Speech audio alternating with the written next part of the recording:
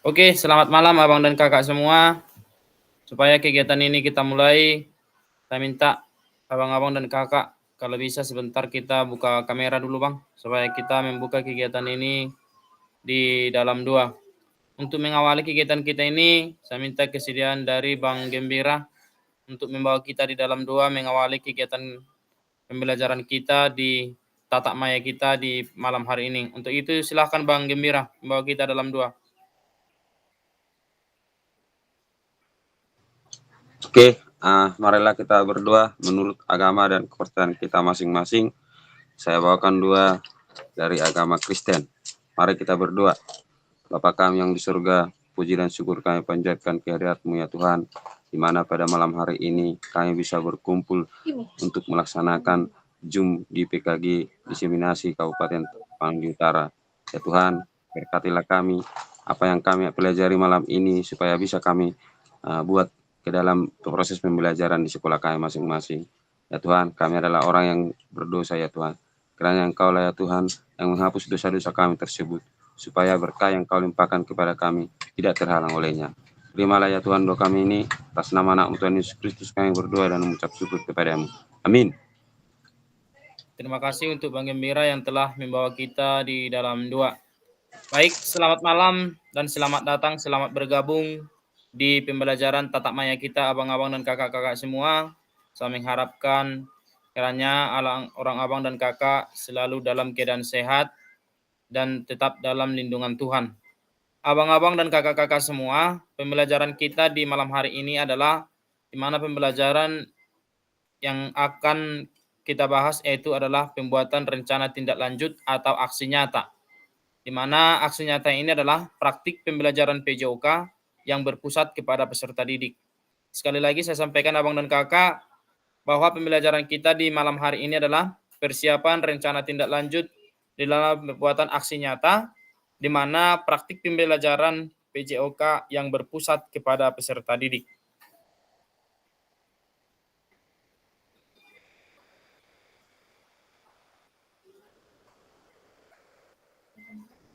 Tujuan utama dari sesi kita kali ini adalah merefleksikan koneksi antar materi. Yang pertama itu adalah setiap peserta dapat nanti merefleksikan koneksi antar materi. Kemudian yang kedua, setiap peserta dapat memahami penugasan aksi nyata. Abang-abang dan kakak-kakak semua, bahwa kegiatan kita di malam hari ini adalah persiapan untuk pembuatan aksi nyata. Jadi nanti di aksi nyata ini abang dan kakak, pembelajaran yang abang buat, kalau tadi di kemarin di video pembelajaran sudah bagus, saya harap nanti abang-abang dan kakak di pembuatan video aksi nyata ini nanti pembuatan videonya akan lebih bagus lagi abang dan kakak, di mana pembelajaran yang abang dan kakak lakukan adalah pembelajaran yang memang benar-benar berpusat kepada peserta didik.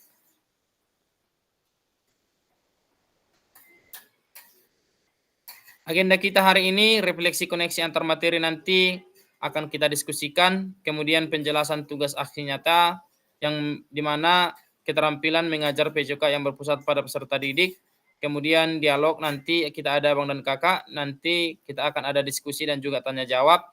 Itulah nanti pembelajaran kita di malam hari ini. Kita masuklah ke agenda yang pertama abang dan kakak, kita akan masuk kepada refleksi koneksi antar materi, yaitu paket modul 1 dan modul 2. Baik, abang-abang dan kakak-kakak, saya share dulu sebentar ya bang.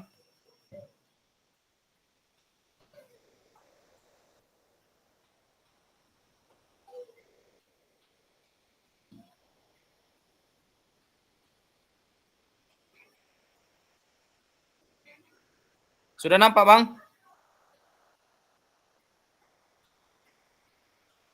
Halo abang dan kakak semua, sudah nampak? Sudah bang. Oke, karena kita yang hadir di ruang virtual ini terbatas abang dan kakak.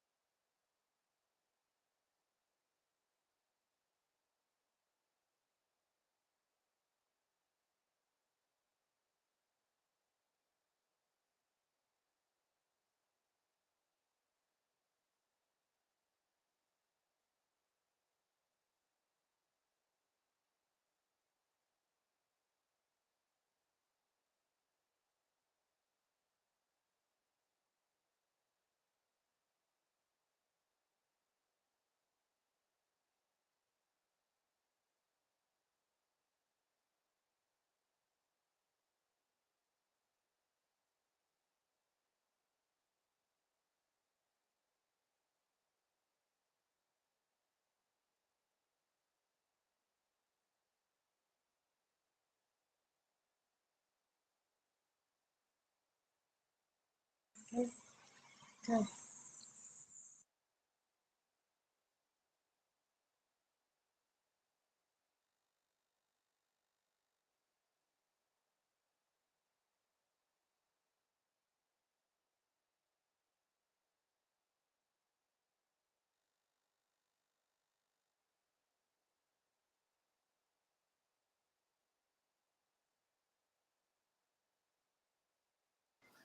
Bang.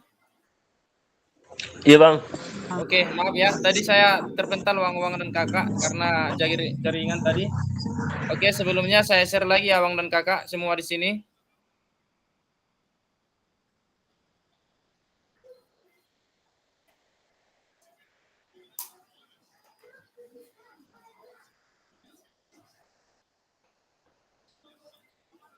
Sudah nampak Bang?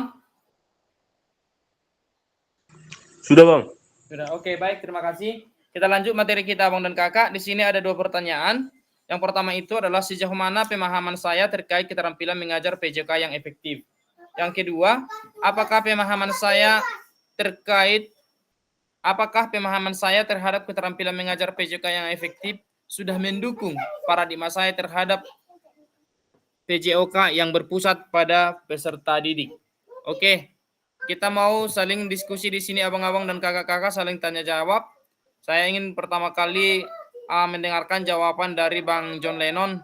Menurut Bang John Lennon, sejauh mana pemahaman abang terkait keterampilan mengajar PJK yang efektif?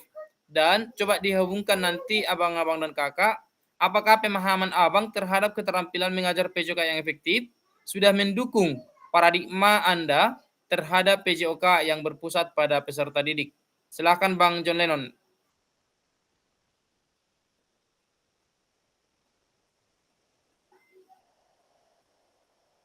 Baik, kita lanjut. Mungkin abang itu ada sedikit gangguan. Kita lanjut kepada Bang Frans. Menurut Bang Frans, apakah pemahaman abang terkait keterampilan mengajar PJK yang efektif?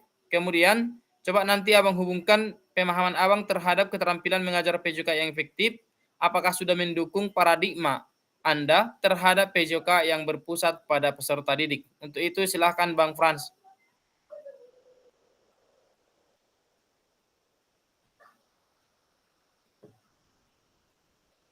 Halo?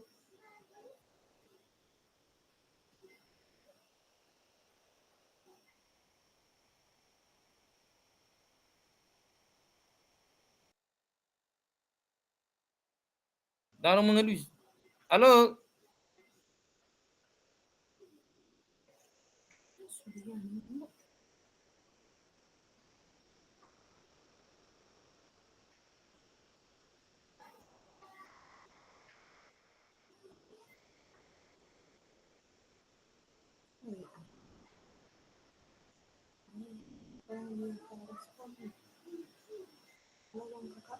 Halo Bang?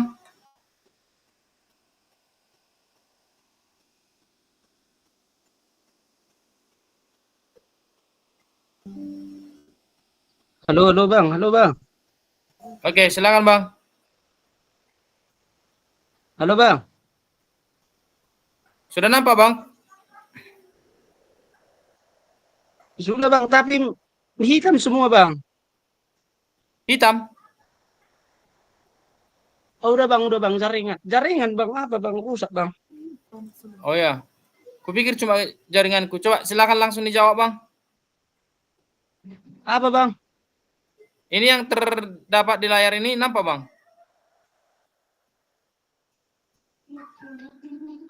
Ya Bang. Baca hotspot nih cuma ilian jaring kudengar jaring aku.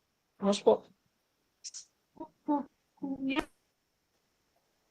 Baik, kita lanjut kepada Bang. Halo Bang Gembira, bisa bergabung Bang?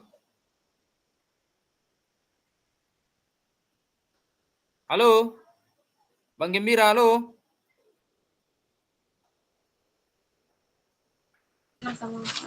Halo, halo. Halo Bang? Kedengaran Bang? Oke, coba langsung Bang dijawab dulu. Menurut Abang, sejauh apa pemahaman Abang terkait keterampilan mengajar PJK yang efektif? Kemudian nanti dihubungkan dengan pemahaman Abang terhadap keterampilan mengajar PJK yang efektif? Apakah sudah mendukung paradigma Anda terhadap PJK yang berpusat pada peserta didik, Bang? Silakan, Bang. Ya, terima kasih ya. Kalau menurut saya pengajaran PJK yang efektif yaitu yang pertama ya guru mampu menyusun tujuan dari pembelajaran yang mau diajarkan. Terus yang kedua, guru mampu menguasai bahan apa yang akan dipelajarkan dan siswa mampu menerimanya dengan baik. Dan yang terpenting, guru bisa melakukan proses pembelajaran yang berkebutuhan, yang memenuhi kebutuhan peserta didik.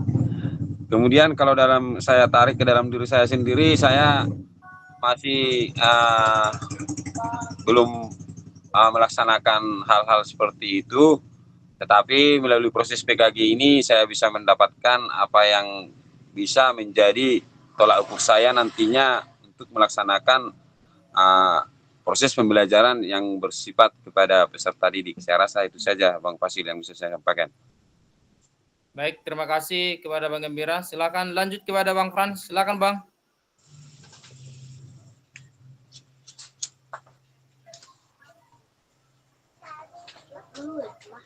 Halo, Bang Frans.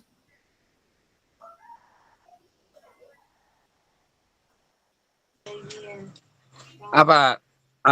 Bang Fasil, coba dulu keluar sebentar Bang Fasil. Memang agak macet-macet ini Bang. Coba dulu Bang Fasil keluar baru masukkan lagi kembali. Mungkin jaringan ini. Kalau kita tutup nanti Bang, mengulang lagi dari awal. Oh gitu ya. Iya. Coba aku tutup dulu kamera saya.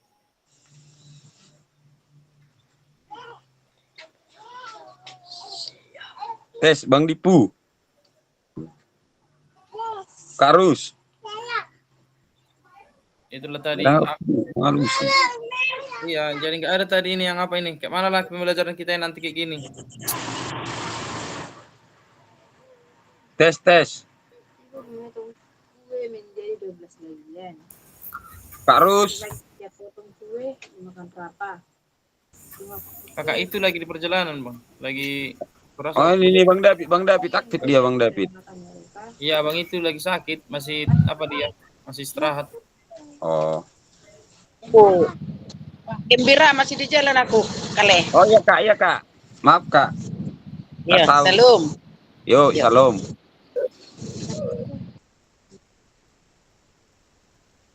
Oke. Kebetulan Abang dan Kakak banyak teman kita ini yang izin nggak tahu lah ke mana. Maunya nanti siapa lah yang bisa Kak di kita di sini yang bisa menjelaskan, kalaupun nanti bolak-balik itu aja yang menjelaskan nggak apa-apa lah. Gimana lah nanti supaya pembelajaran ini dapat berjalan dengan baik. Karena ada beberapa teman kita memang di foto kegiatan mereka ada yang sangat penting yang tidak bisa ditinggalkan. Jadi biar bagaimanapun karena kegiatan ini kan sudah terstruktur, terjadwal dengan baik, nggak mungkin kita rubah. Jadi saya minta nanti abang-abang dan kakak yang sudah bergabung di ruang virtual kita ini, siapapun nanti yang bisa memberikan tanggapan dan penjelasan, tolonglah kita saling bekerja sama dengan baik abang-abang dan kakak-kakak semua. Supaya nanti kegiatan kita ini juga tidak menjadi bermasalah ke depannya abang dan kakak. Baik, pertanyaan yang pertama ini tadi abang dan kakak, sejauh apa pemahaman saya terkait keterampilan mengajar PJK yang efektif? Kemudian kalau kita hubungkan dengan keterampilan mengajar PJK yang efektif, apakah sudah mendukung paradigma saya terhadap PJK yang berpusat pada peserta didik? Baik, abang-abang dan kakak-kakak semua, sebenarnya kita harus menjawab pertanyaan ini dengan cara itu. Yang pertama itu adalah kita jawab dulu, kita sudah harus melakukan pembelajaran mengajar PJK yang efektif. Itu harus kita pastikan abang-abang dan kakak-kakak. Di dalam pembelajaran PJK yang efektif ini, ada beberapa hal-hal yang harus kita persiapkan dulu abang dan kakak. Seperti yang disampaikan oleh Bang Gembira tadi, pertama itu adalah kita sebagai guru PJK harus dapat memberikan penjelasan terkait dengan tujuan pembelajaran yang akan kita lakukan pada hari itu. Setelah kita menentukan tujuan pembelajaran, kita harus juga dapat memberikan pembelajaran itu kepada peserta didik atau memfasilitasi pembelajaran sesuai dengan kebutuhan peserta didik ataupun karakter dari setiap masing-masing peserta didik. Nah, abang-abang dan kakak-kakak semua, di sini juga berdasarkan materi kita tadi di awal, yaitu merefleksikan antar koneksi. Inilah maksudnya Bang dan Kakak. Ketika kita sudah menerapkan pembelajaran PJK yang efektif, kita juga harus dapat menghubungkan pemahaman kita itu terhadap pembelajaran PJK yang sudah efektif, sehingga pembelajaran yang berpusat kepada peserta didik itu dapat tercapai dengan baik abang-abang dan kakak. Caranya bagaimana? Seperti tadi, kita harus, yang pertama itu kemarin kita sudah membahas, salah satu kriteria pembelajaran PJK yang berpusat pada peserta didik itu yang pertama adalah kita harus mengetahui karakteristik peserta didik. Ketika kita sudah memahami dan mengetahui karakteristik peserta didik, maka kita akan dapat memberikan pembelajaran sesuai dengan tingkatan dan kemampuan ataupun pemahaman dari masing-masing peserta didik. Kemudian setelah kita mengetahui karakteristiknya, kita juga harus mempersiapkan apa-apa saja yang diperlukan di dalam pemberian materi ataupun pada proses pembelajaran yang kita lakukan pada saat itu. Jangan sampai nanti abang-abang dan kakak, ketika dalam proses pembelajaran, kita tidak menyediakan hal-hal yang berkepentingan terkait dengan materi yang kita sampaikan kepada peserta didik. Kemudian juga abang-abang dan kakak, salah satu juga kriteria di dalam pembelajaran PJK yang berpusat pada peserta didik, kita juga harus menerapkan atau memasukkan pembelajaran yang berdiferensiasi kemarin. Itu ada diferensiasi konten, ada diferensiasi produk, itu kemarin ada 3 abang dan kakak. Jadi saya yakin dan percaya abang-abang dan kakak-kakak semua di sini dapat memahaminya dan mengaplikasikannya dalam pembelajaran PJK di tempat abang-abang dan kakak-kakak sekalian. Nah, kemudian selanjutnya kita masuk pertanyaan yang kedua. Sejauh apa pemahaman saya terkait strategi mengajar? Nah, apakah pemahaman saya terhadap strategi mengajar sudah mendukung paradigma saya terhadap PJK yang berpusat pada peserta didik? Itu dia pertanyaan yang kedua, Bang dan Kakak. Saya ingin minta jawaban dari Bang Dipu. Menurut Bang Dipu, sejauh mana pemahaman Abang terkait dengan strategi mengajar? Dan apakah strategi mengajar yang sudah Abang lakukan itu sudah dapat mencerminkan pembelajaran PJK yang berpusat kepada peserta didik? Untuk itu, saya minta jawaban ataupun tanggapan dari Bang Dipu.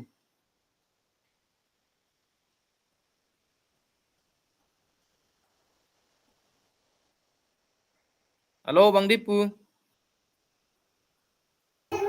Ya Bang, ya Bang. Oke, silakan Bang.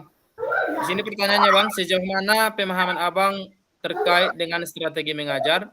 Atau apa saja yang Abang ketahui terkait strategi mengajar? Dan apakah strategi mengajar yang Abang lakukan itu sudah dapat dihubungkan atau sudah dapat mencerminkan terhadap paradigma Anda terhadap pembelajaran PJK yang berpusat kepada peserta didik? Untuk itu silakan Bang. Ya, terima kasih izin menjawab Bang Fasil. Silakan Bang. Menurut pemahaman saya Bang mengenai strategi mengajar ini bisa kita katakan adalah suatu tindakan guru untuk melaksanakan rencana mengajar. Dalam artian suatu usaha yang dikembangkan atau yang digunakan oleh seorang guru untuk mencapai dalam hal tujuan, bahan, metode, dan alat atau sarana dan prasarana yang berkaitan dengan pembelajaran yang mungkin nanti bisa mempengaruhi para siswa atau para peserta didik untuk mencapai suatu tujuan pembelajaran yang sudah kita tetapkan. Apabila dikaitkan dengan pertanyaan kedua, apakah pemahaman saya terhadap strategi mengajar sudah mendukung paradigma saya terhadap PJK yang berpusat pada peserta didik? Ya menurut saya Bang, mungkin sudah saya terapkan, akan tetapi mungkin masih perlu untuk evaluasi ke depan, untuk perbaikan ke depan yang mungkin bisa akan saya perbaiki dengan cara belajar atau mencari informasi ilmu pengetahuan dari teman sejawat atau dari sosial media atau buku dan lain sebagainya Bang. Demikian Bang. Oke, terima kasih untuk Bang Dipu yang telah memberikan jawabannya kepada kita di sini. Nah, terkait dengan sejauh apa pemahaman kita terkait dengan strategi mengajar, yang pertama sekali kita pahami abang-abang dan kakak di sini apa yang dimaksud dengan strategi mengajar. Kita ketahui bersama strategi mengajar yang kita lakukan itu adalah salah satu upaya atau cara yang kita lakukan untuk mencapai tujuan pembelajaran.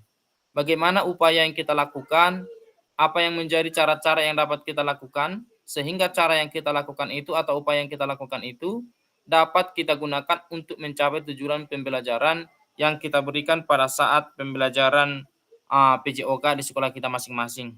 Abang-abang dan kakak-kakak sekalian, untuk mencapai tujuan ini atau untuk mewujudkan strategi mengajar yang efektif ini, ada 4 komponen abang-abang dan kakak yang harus kita pahami. Yang pertama itu adalah penetapan tujuan pengajaran. Abang dan kakak di awal juga tadi kita sudah menentukan atau sudah memastikan bahwa di dalam pembelajaran PJOK itu yang pertama sekali kita sampaikan itu adalah tujuan pembelajaran yang kita lakukan terkait dengan esensi materi yang kita berikan pada waktu itu.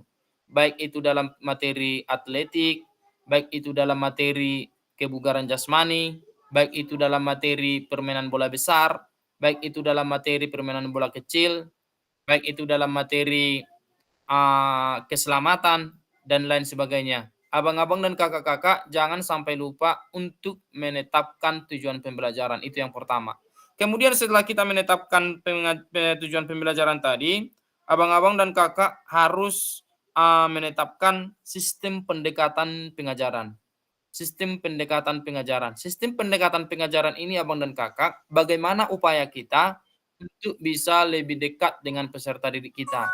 Sehingga peserta didik ini merasa termotivasi, merasa dihargai, merasa disayangi oleh guru, sehingga ketika mereka mengikuti pembelajaran itu, maka mereka dengan begitu antusias. Artinya di situ abang dan kakak, kemarin kita sudah mendengarkan pernyataan dari ibu dari yang Timorif kemarin itu adalah ada 3 komponen kemarin itu, kita harus membuat peserta didik itu senyaman mungkin abang dan kakak ketika mengikuti pembelajaran PJOK. Ketika peserta didik itu sudah nyaman, maka pertemuan-pertemuan berikutnya, maka peserta didik akan menantikan kita di dalam pembelajaran PJOK yang akan kita terapkan abang-abang dan kakak. Kemudian yang ketiga adalah pemilihan metode yang kita gunakan.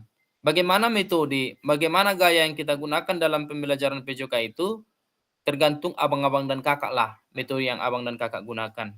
Dan saya yakin dan percaya metode yang akan abang dan kakak gunakan itu harus disesuaikan dengan materi pembelajaran yang akan abang dan kakak berikan di sekolah. Kemudian faktor yang keempat itu adalah penetapan kriteria keberhasilan proses pembelajaran. Kita harus menetapkan bagaimana kriteria bahwa kegiatan proses pembelajaran itu sudah dapat terlaksana dengan baik. Seperti yang semalam kita sudah membahas di asesmen otentik itu abang dan kakak. Misalkan ada 3 item yang kita gunakan. Ada item pertama, misalkan di dalam permainan sepak bola melakukan passing. Mungkin passingnya dengan menggunakan kaki bagian dalam. Mungkin passingnya dengan menggunakan kaki bagian luar. Mungkin passingnya dengan menggunakan punggung kaki. Ketika elemen itu sudah dapat dipahami peserta didik, kemungkinan besar peserta didik ini sudah memahami dan mengerti apa dari tujuan pembelajaran yang kita berikan kepada peserta didik. Selanjutnya abang-abang dan kakak,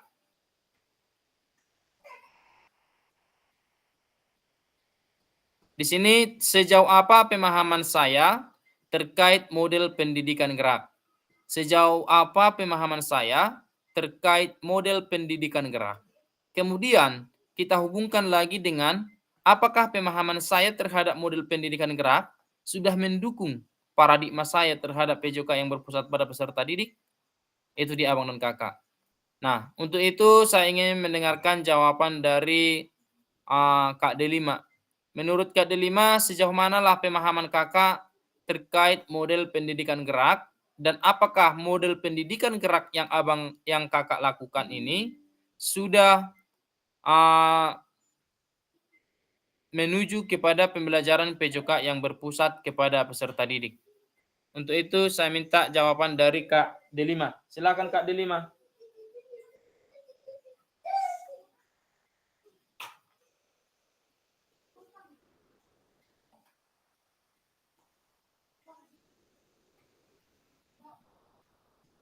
Halo Kak Delima. Baik, selanjutnya saya ingin dengarkan jawaban dari Bang Gembira. Untuk itu silakan Bang. Tolong Bang, pertanyaannya ulangi lagi Bang, kurang jelas. Ini Bang, yang ada tercantum di layar Bang, di slide kita. Nggak nampak Bang? Sejauh apa? Sejauh Ya, apa pemahaman terkait pendidikan gerak? ya.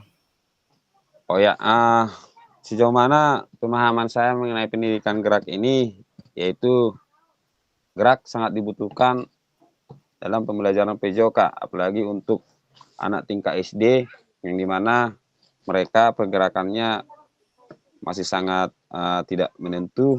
Jadi untuk itu bagaimana cara untuk gerakan-gerakan yang akan kita buatkan ke dalam pembelajaran PJOK, kita manfaatkan gerakan anak tersebut supaya menjurus ke dalam gerakan-gerakan yang bermanfaat. Iya, ya, bentar. Iya. Maaf Bang ya. Ya, Jadi kalau saya selaku guru PJOK, bagaimana caranya memanfaatkan gerakan-gerakan anak itu untuk bertujuan ke dalam proses pembelajaran PJOK agar gerakan yang secara motoriknya kasar bisa kita arahkan ke dalam gerakan yang agak motoriknya secara halus dengan pemanfaatan ke dalam olahraga. Kalau di dalam istilahnya anak SD, yaitu ada 3 gerakan dasar yang akan kita buat variasi gerakannya yang kita tambahi ke dalam cabang olahraga. Misalnya 3 gerakan dasar itu, misalnya gerakan lokomotor, yang kedua non lokomotor, yang ketiga manipulatif. Yang ketiga gerakan dasar ini kita akan buat ke dalam cabang olahraga, baik itu permainan bola besar, bola kecil, atletik, maupun cabang-cabang olahraga lainnya, agar gimana gerakan motorik anak yang kasar itu bisa bermanfaat ke dalam gerakan motorik secara halus ke dalam cabang olahraga. Saya rasa sedemikian pemahaman saya mengenai pendidikan gerak dasar ini, Bang Fasil. Dan apakah model pendidikan gerak yang Abang lakukan ini sudah termasuk ke dalam paradigma pembelajaran PJOK yang berpusat pada peserta didik, Bang? Kalau berpusat ke dalam peserta didik, ya, karena secara kasat mata modelnya kita buat, misalnya kalau seorang anak itu dalam kelas rendah, bagaimana cara dia melakukan gerakan berpindah tempat, coba dilakukan, coba dilaksanakan, seperti apa gerakannya, seperti itu ya, dia melaksanakan gerakannya. Misalnya gerakannya berpindah tempat, bisa dia berjalan, bisa dia berlari, pokoknya dari berjalan, berlari, melompat, pokoknya dia berpindah tempat sesuka hatinya dia mengenai pilihan yang ketiga-tiga tersebut. Dan si anak melaksanakan mana yang merasa dia tertarik atau tertantang. Saya rasa seperti itu. Untuk yang berpusat kepada anak, kita bebaskan dia, apalagi gerakan kasarnya untuk anak SD kelas 1, 2, 3, dan mereka melaksanakannya secara mana yang merasa dia tertarik dari ketiga-tiga gerakan dasar berpindah tempat tersebut, Bang Fasil. Oke, terima kasih untuk Bang Gembira yang telah memberikan tanggapannya kepada kita. Selanjutnya saya ingin mendengarkan tanggapan dari Bang Jeki. Menurut Bang Jeki, sejauh mana pemahaman Abang terkait model pendidikan gerak ini, dan apakah model pendidikan gerak yang Abang terapkan ini sudah mengacu kepada pembelajaran PJOK yang berpusat kepada peserta didik? Untuk itu silahkan Bang Jeki.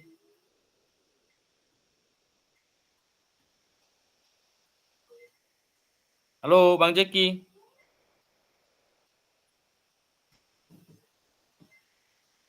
Baik, selanjutnya kita dengarkan tanggapan dari Bang Frans. Silakan Bang Frans.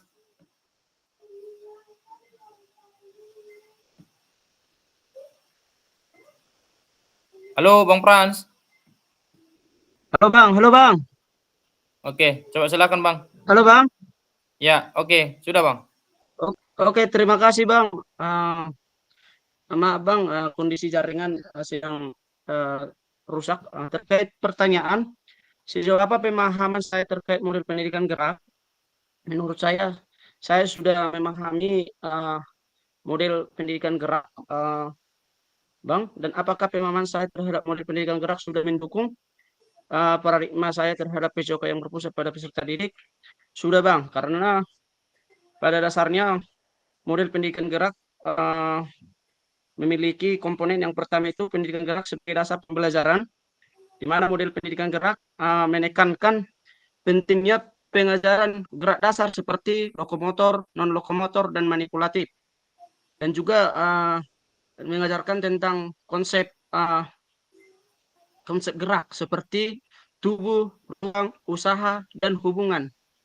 Dan mungkin saya bisa mengkolaborasikan terhadap pemahaman saya dan mengimplementasikan ke peserta didik. Yang kedua itu pendidikan gerak ini dapat membuat pendekatan berbasis eksplorasi atau partisipasi aktif, di mana siswa atau peserta didik melakukan pendekatan pembelajaran yang menantang siswa untuk bergerak secara aktif seperti itu Bang. Yang ketiga itu secara model pendidikan geraknya itu dapat mengembangkan kognitif, afektif, selain psikomotornya Bang.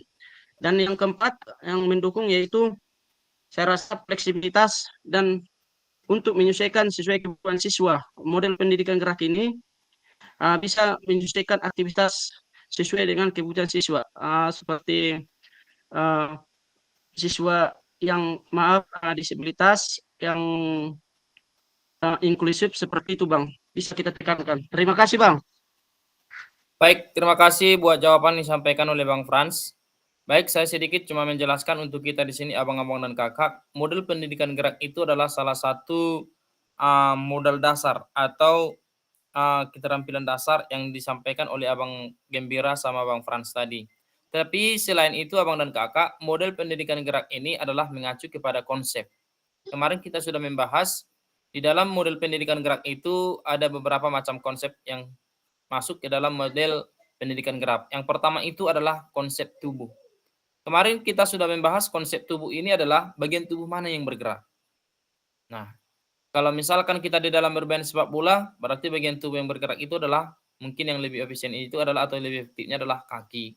Ketika kita bermain bola tangan, berarti yang efisiennya itu tubuh yang digunakan itu bergerak adalah berarti tangan. Nah, kemudian di samping konsep tubuh abang dan kakak, kemarin juga seperti yang disampaikan oleh Bang Frans tadi, itu adalah konsep usaha. Kemudian konsep usaha ini bagaimana cara peserta didik itu untuk melakukan gerakan itu. Nah, itu dia abang dan kakak. Kalau dia bermain sepak bola, bagaimana cara menendang bola. Kalau bermain bola basket, bagaimana cara melempar bola. Kalau bermain tolak peluru, bagaimana cara peserta didik itu untuk menolak peluru. Kemudian konsep ruang. Konsep ruang kemarin kita sudah membahas ke arah mana. Apakah ke depan, apakah ke belakang, apakah ke samping, kanan atau ke samping kiri. Kemudian ada yang keempat itu kemarin adalah konsep keterhubungan. Konsep keterhubungan ini kita sudah mengaitkan bagaimanalah supaya materi yang kita sampaikan itu ada hubungan. Misalkan seperti senam lantai. Di situ ada konsep keterhubungan di mana peserta didik melakukan dengan menggunakan matras. Kira-kira seperti itu dia abang-abang dan kakak-kakak sekalian. Baik, kita lanjut lagi abang dan kakak. Dan sedikit lagi juga terkait dengan penerapannya terhadap PJK yang berpusat kepada peserta didik, ya sudah pasti kita sudah pasti menjawab dengan ya. Karena apa? Karena kita akan memberikan kebebasan kepada peserta didik melakukan pembelajaran itu atau gerakan itu sesuai dengan kemampuan masing-masing peserta didik.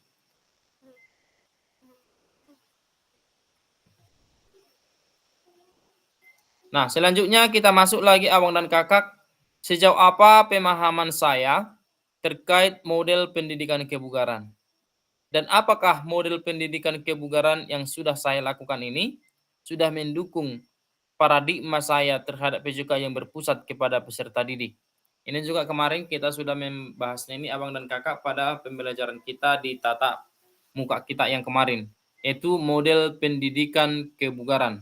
Nah, untuk itu saya ingin mendengarkan tanggapan dari Bang Dipu. Menurut Bang Dipu, sejauh mana pemahaman Abang terkait dengan model pendidikan kebugaran ini? Dan apakah model pendidikan kebugaran yang Abang terapkan itu sudah mengacu kepada pembelajaran PJOK yang berpusat pada peserta didik? Untuk itu, saya minta tanggapan dari Bang Dipu.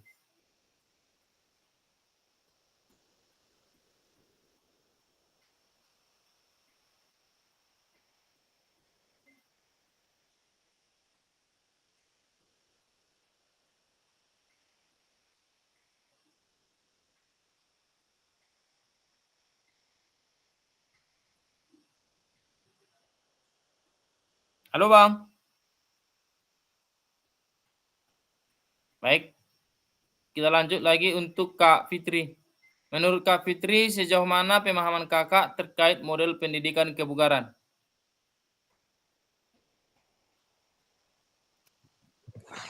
Izin menjawab, Bang. Ya, silakan Kak. Oke, kalau pemahaman saya tentang model pendidikan kebugaran, di mana model pembelajaran dalam pendidikan jasmani yang menekankan pada pengajaran gaya hidup aktif, Bang. Model ini bertujuan untuk mendorong siswa untuk melakukan aktivitas fisik dalam kehidupan sehari-hari. Pertanyaan kedua, apakah pemahaman saya terhadap model pendidikan kebugaran sudah mendukung paradigma saya terhadap PJOK yang berpusat pada peserta didik? Tentunya sudah, Bang. Di mana peserta didik dapat mengembangkan keterampilan motoriknya. Terima kasih, Bang. Coba menurut Kakak tadi keterampilan motoriknya kalau kita kaitkan tadi terkait dengan penjelasan yang Kakak buat tadi tentang model pendidikan kebugaran ini, di mana Kakak tadi bilang bahwa pendidikan kebugaran itu adalah menekankan pengajaran gaya hidup aktif. Tadi Kakak sampaikan. Dan apabila Kakak kaitkan dengan paradigma pembelajaran PJK yang berpusat pada peserta didik ini, misalnya, tolong dulu Kak secara rinci dijelaskan Kakak kepada kita contoh penerapannya yang berpusat pada peserta didik ini, Kak. Terima kasih. Izin, Bang. Misalnya mengembangkan kekuatan peserta didik, kemampuan kesanggupan mereka melakukan aktivitas fisik, terus kemampuan daya kreasi ya, Bang.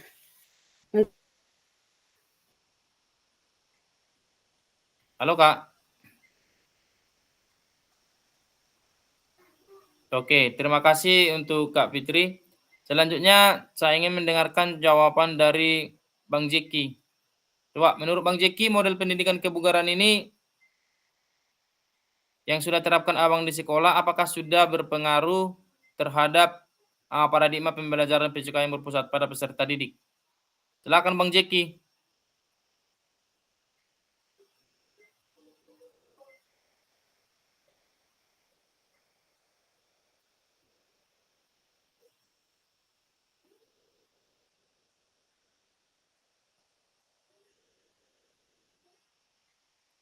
Baik, kita lanjut lagi. Kita kembali lagi kepada Bang Gembira. Menurut Bang Gembira, model pendidikan kebugaran yang sudah sejauh mana pemahaman Abang terhadap model pendidikan kebugaran ini, Bang? Silakan Bang Gembira.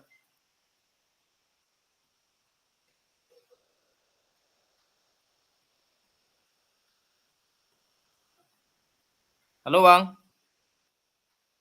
Oke, silakan Bang Dipu. Ya, langsung Bang. Ya, terima kasih Bang. Maaf tadi ada gangguan sedikit Bang. Ya. Oke Bang, gak apa-apa. Izin menjawab Bang, menurut pemahaman saya mengenai model pendidikan kebugaran,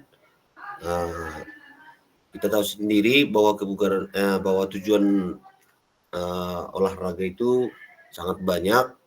Salah satunya adalah kesehatan. Jadi pendidikan kebugaran ini bisa mengacu kepada salah satu tujuan penting dalam pendidikan jasmani yang bertujuan untuk meningkatkan kebugaran fisik siswa, keterampilan motoriknya juga, pengetahuan tentang kesehatan, sikap sportif, dan pola hidup sehat siswa melalui berbagai aktivitas fisik, Bang. Jadi terkait dengan pertanyaan kedua, apakah pemahaman saya terhadap model pendidikan kebugaran sudah mendukung paradigma saya terhadap PJOK yang berpusat pada peserta didik? Menurut saya sudah Bang, karena dalam hal pembelajaran PJOK yang saya lakukan, peserta didik terlibat langsung aktif dalam pembelajaran aktivitas gerak yang saya terapkan bagi peserta didik. Demikian Bang, terima kasih. Baik, terima kasih untuk Abang dan Kak Fitri tadi. Abang-abang dan kakak-kakak sekalian, model pendidikan kebugaran ini adalah salah satu model yang kita dapat terapkan untuk gaya hidup yang aktif. Artinya di situ Abang dan Kakak, bagaimanalah gaya hidup aktif peserta didik itu untuk meningkatkan daya tahan tubuhnya. Berhubungan juga tadi dengan atau dalam bahasa secara secara mudahnya dipahami adalah untuk meningkatkan kesehatan tubuh manusia. Kira-kira seperti itu dia Bang dan Kakak. Nah, model pendidikan kebugaran ini terkait dengan tujuannya tadi adalah untuk meningkatkan daya tahan atau kesehatan manusia itu, berarti ini berhubungan dengan bentuk latihan. Nah, apa-apa saja yang dapat kita terapkan atau apa-apa saja yang dapat kita lakukan untuk dapat meningkatkan daya tahan tubuh manusia tadi atau untuk meningkatkan kesehatan tubuh manusia tadi sehingga setiap manusia itu atau setiap peserta didik itu dapat mempelajari gaya hidup aktif atau gaya hidup yang sehat. Nah, salah satu contoh bentuk latihan yang dapat kita terapkan itu Abang dan Kakak adalah ada namanya di situ latihan interval training dan sirkuit training. Mungkin interval training dan sirkuit training ini adalah salah satu bentuk latihan yang dapat meningkatkan daya tahan seseorang. Kita ketahui adalah bahwa setiap manusia itu harus memiliki yang namanya daya tahan, di mana setiap manusia itu atau setiap peserta didik itu dapat melakukan latihan dalam jangka waktu yang lama tanpa mengalami kelelahan yang berlebihan. Jadi melalui latihan sirkuit training ini dapat kita mengukur sejauh mana daya tahan seorang peserta didik itu untuk melakukan latihan. Kita ketahui bersama bahwa sirkuit training ini adalah salah satu bentuk latihan dengan menggunakan beberapa macam bentuk latihan. Ada pos A, ada pos B, ada pos C, ada pos D, dan sampai seterusnya. Nah, kemudian yang kedua, kita dapat membuat latihan interval training. Interval training artinya di situ ada waktu jeda atau waktu istirahat. Jadi terkait pelaksanaannya, orang abang dan kakak lah yang menentukan bentuk latihannya seperti apa, berapa lama waktunya, dan sejauh mana jarak yang mau ditempuh. Atau sejauh mana kegiatan gerakan itu mereka lakukan. Kira-kira seperti itu dia abang dan kakak-kakak sekalian. Nah, selanjutnya kita akan masuk juga pertanyaan yang selanjutnya adalah sejauh apa pemahaman abang terkait sport education model? Sejauh apa pemahaman abang terkait sport education model? Dan apakah pemahaman abang terkait dengan sport education model ini sudah dapat mencerminkan pembelajaran PJOK yang berpusat kepada peserta didik? Untuk itu saya ingin mendengarkan jawaban dari Bang Frans. Menurut Bang Frans, sejauh mana pemahaman abang terkait dengan sport education model ini, Bang? Untuk itu silakan Bang Frans. Baik, terima kasih Bapak Basil. Ya. Sejauh mana pemahaman saya terkait sport education model itu, yang pertama saya rasa Bang, kita memahami bahwa apa itu SEM? Yang pertama itu SEM itu adalah model pembelajaran yang mengajarkan olahraga seperti dunia nyata. Artinya di mana siswa tidak hanya bertindak sebagai pemain, tetapi juga bisa mengambil peran seperti pelatih, wasit, bahkan pengatur pertandingan. Selanjutnya Bang, dalam model SEM itu ada yang namanya musim kompetisi seperti itu Bang.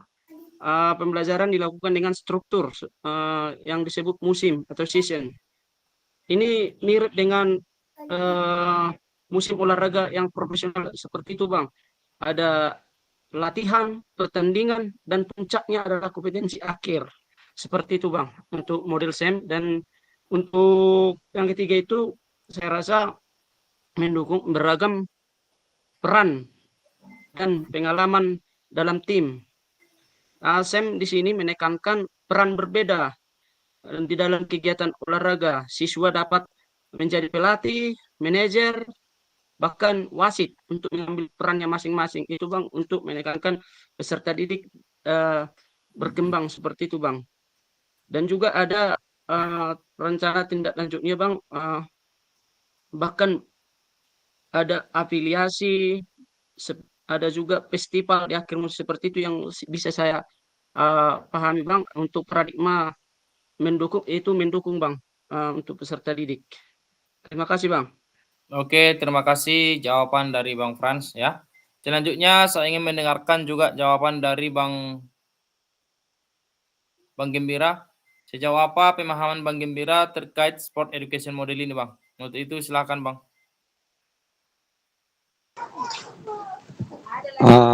Pemahaman saya terhadap sport education model ini adalah ya kita bisa memperkenalkan kepada peserta didik bagaimana kompetisi yang sebenarnya di dalam proses pembelajaran, di mana di dalam sport education model ini kita bisa menciptakan suatu model kompetisi yang dimana siswa bisa mengambil peran masing-masing, bisa dia sebagai perangkat pertandingan, bisa juga sebagai pemain, bisa juga sebagai ofisial di dalam pertandingan tersebut, dan juga sebagai model untuk dia melihat secara nyata, secara langsung bagaimana suatu kompetisi di dalam olahraga tersebut.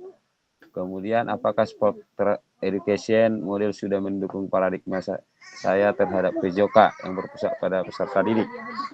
Untuk sport education ini ya kita tidak secara langsung, apalagi untuk siswa tingkat sekolah dasar, kita masih perlu untuk membimbing bagaimana mereka melaksanakan sport education. Tapi untuk kelas tinggi, untuk kelas 6 mereka sebenarnya sudah agak bisa, tetapi walaupun kita bagaimana caranya, paradigmanya, ya kita memang harus tetap untuk melakukan suatu treatment kepada mereka, di mana bahwasanya di mana anak-anak ini untuk anak tingkat sekolah dasar masih belum terlalu paham terhadap arti dari kompetisi yang sebenarnya, di mana ranah mereka untuk sekolah dasar masih dalam proses bermain, tetapi sudah bisa diarahkan untuk secara lebih baik supaya nanti ke depannya mereka di tingkat SMP dan SMA mereka tidak buta terhadap suatu kompetisi atau model sport education ini nantinya. Dan kemudian paradigmanya ya model sport education ini ya anak-anak bisa tahu, merasakan secara langsung apa itu arti dari kompetisi melalui model sport education ini. Saya rasa seperti itu jawaban saya. Terima kasih. Baik, terima kasih untuk Bang Frans dan juga Bang Gembira tadi yang menyampaikan kepada kita terkait dengan pemaparan terkait dengan sport education model ini. Dan menurut saya juga apa yang disampaikan oleh Bang Frans dan juga Bang Gembira sangat baik ya. Yang artinya di situ Abang dan Kakak, salah satu tujuan daripada SEM ini adalah memberikan berbagai macam peran kepada peserta didik.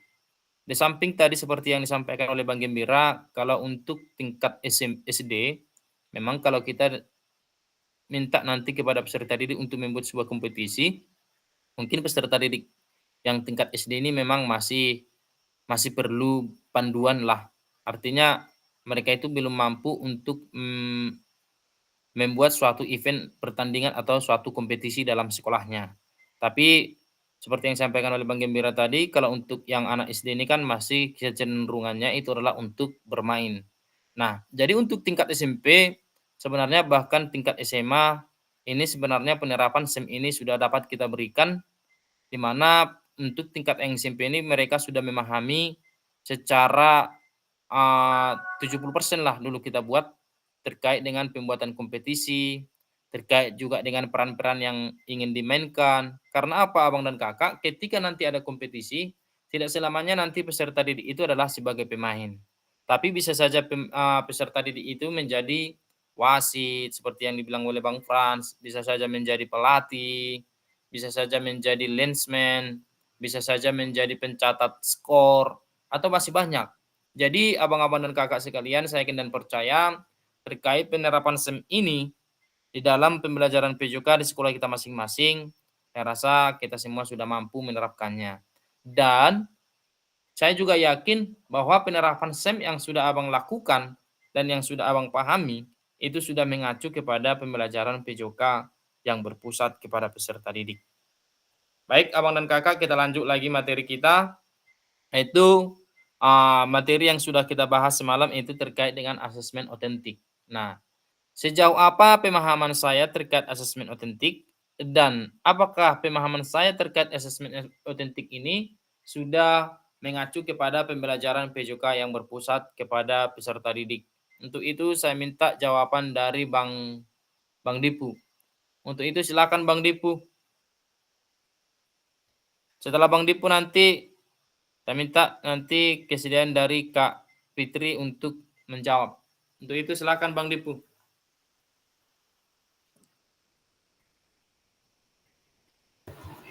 Ya, baik Bang, izin menjawab Bang mengenai Ya, silakan. terkait dengan pertanyaan yang disampaikan. Menurut saya Bang, asesmen otentik itu adalah suatu proses evaluasi yang melibatkan berbagai bentuk pengukuran terhadap kinerja yang mencerminkan pembelajaran siswa, prestasi, motivasi, dan sikap-sikap pada aktivitas yang relevan dalam pembelajaran. Demikian Bang. Terima kasih. Baik, apakah itu menurut Abang asesmen otentik yang Abang lakukan itu sudah berpengaruh atau mengacu kepada pembelajaran PJK yang berpusat pada peserta didik, Bang? Terkait dengan pertanyaan yang kedua Bang, menurut saya sudah Bang, karena di sana pembelajaran yang saya terapkan itu untuk asesmen otentiknya langsung melibatkan peserta didik atau aktivitas yang saya lakukan melibatkan peserta didik gitu Bang. Terima kasih. Baik, terima kasih untuk Bang Dipu. Selanjutnya saya ingin dengarkan tanggapan dari Kak Fitri. Untuk itu silakan Kak Fitri.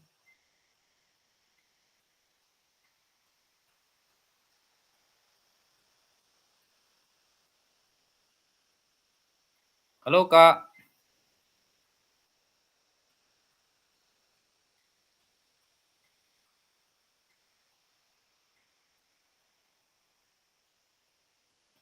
Baik, Mungkin kita lanjut. jaringan Bang. Ya, oke, silakan Bang Frans. Mungkin jaringan Kak Fitri Bang. Ya, ya. Oke, langsung aja Bang Frans. Abang Frans lah dulu. Baik Bang. Terkait pemahaman saya tentang asesmen otentik yang kita sudah pelajari semalam Bang. Konsep ini sangat mendukung paradigma pembelajaran POK yang berpusat pada peserta didik. Dengan alasan Bang, yang pertama itu kita sudah memahami apa itu asesmen otentik. Asesmen otentik itu seperti kita paham itu pengumpulan informasi yang dilakukan melalui tugas hampir dengan dunia nyata Bang, di mana siswa dapat mengaplikasikan keterampilan dan pengetahuan yang bermakna. Yang kedua Bang, asesmen otentik itu dapat mendukung karakteristik utama asesmen otentik itu sendiri. Contohnya Bang, konteks nyata. Siswa dinilai dalam situasi nyata seperti pertandingan atau aktivitas sehari-hari membuat siswa merasa lebih relevan dalam berlatih Bang. Yang kedua itu asesmen otentik itu penilaiannya holistik, yang artinya tidak hanya keterampilan fisik saja, tetapi juga pengetahuan sosial dan melibatkan beberapa aspek seperti psikomotor, kognitif, dan afektif. Yang ketiga Bang, saya rasa Bang, interaktif atau bisa dikatakan di sini guru berperan mengamati Bang, bisa mengapulasi langsung kinerja siswa seperti observasi, seperti itu Bang. Dan untuk formatnya lebih fleksibel dan mencakup seperti portofolio, proyek, dan demonstrasi. Seperti yang kita ketahui Bang, manfaat asesmen ini yang pertama itu mendukung pembelajaran yang berpusat pada siswa, baik itu penekanan pada keterampilan, pengukuran kemampuan yang sesungguhnya. Terima kasih Bang. Baik, terima kasih untuk Bang Dipu dan Bang Gembira tadi yang telah memberikan pemaparan dan pemahaman kepada kita di sini. Nah, terkait dengan asesmen otentik ini Abang dan Kakak, saya cuma sedikit menambahkan yaitu adalah rubrik penilaian. Jangan lupa nanti orang Abang dan Kakak untuk menentukan dan membuat rubrik penilaian terkait dengan materi yang telah Abang sampaikan kepada peserta didik. Nah, itu rubrik penilaian ini dari mana kita bisa lihat, itu nanti adalah dari penetapan tujuan pembelajaran. Kita tetapkan dulu Abang apa yang menjadi tujuan pembelajarannya. Setelah nanti Abang dan kakak-kakak sudah menetapkan tujuan pembelajarannya nanti, maka nanti kita akan membuat rubrik penilaian berdasarkan dari tujuan pembelajaran tadi Abang dan kakak. Itu dia. Nah, baik kita lanjut lagi Abang dan kakak. Nah, di sini nampak Bang?